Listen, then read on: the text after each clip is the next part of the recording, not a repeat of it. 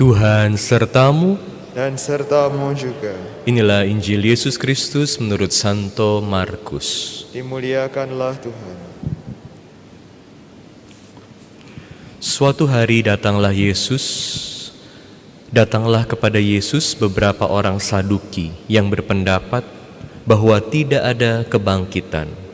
Mereka bertanya kepadanya, "Guru, Musa menuliskan perintah ini untuk kita.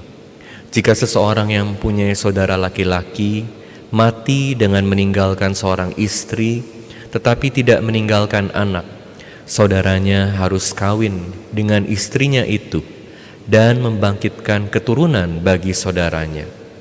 Ada 7 orang bersaudara. Yang pertama kawin dengan seorang wanita, lalu mati tanpa meninggalkan keturunan. Maka yang kedua mengawini dia, tetapi juga mati tanpa meninggalkan keturunan.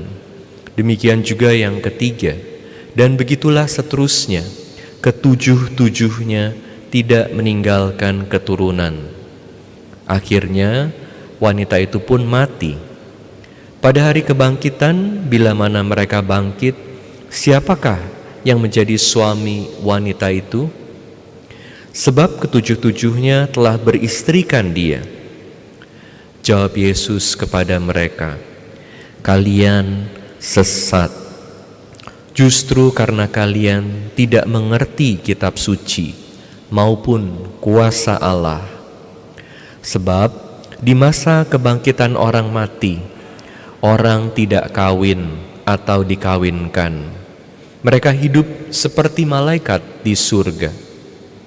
Mengenai kebangkitan orang mati, tidakkah kalian baca dalam kitab Musa, yaitu dalam berita tentang semak berduri, bahwa Allah bersabda kepada Musa, 'Akulah Allah Abraham, Allah Ishak, dan Allah Yakub.'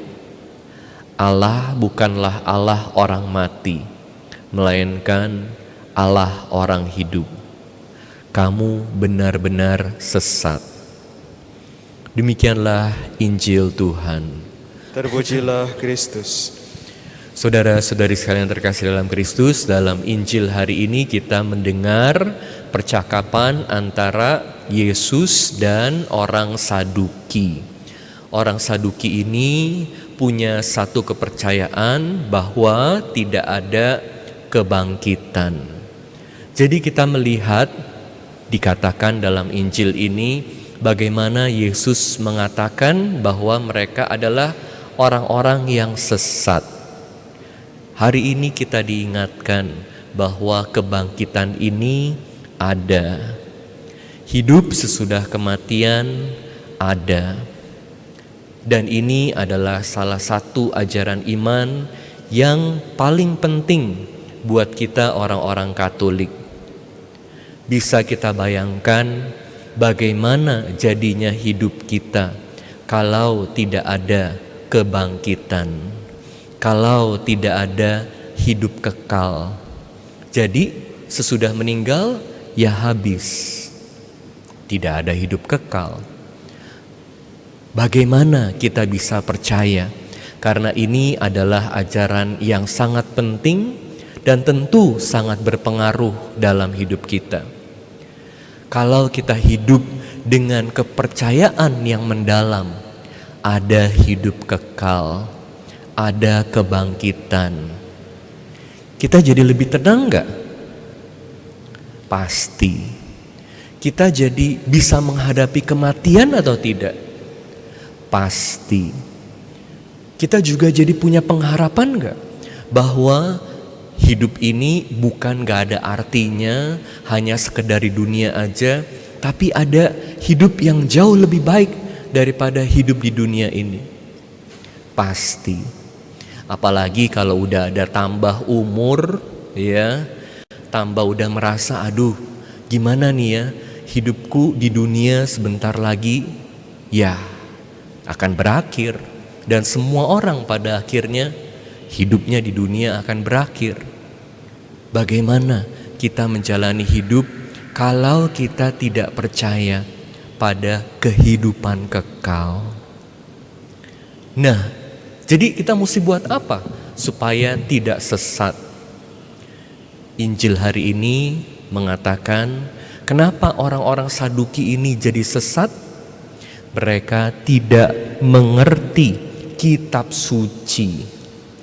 Nah, jadi salah satu kuncinya adalah baca kitab suci, direnungkan sabda Tuhan, bukan sekedar terima banyak-banyak informasi, tapi nggak tahu mana yang harus dipegang, malah jadi bingung karena kebanyakan informasi.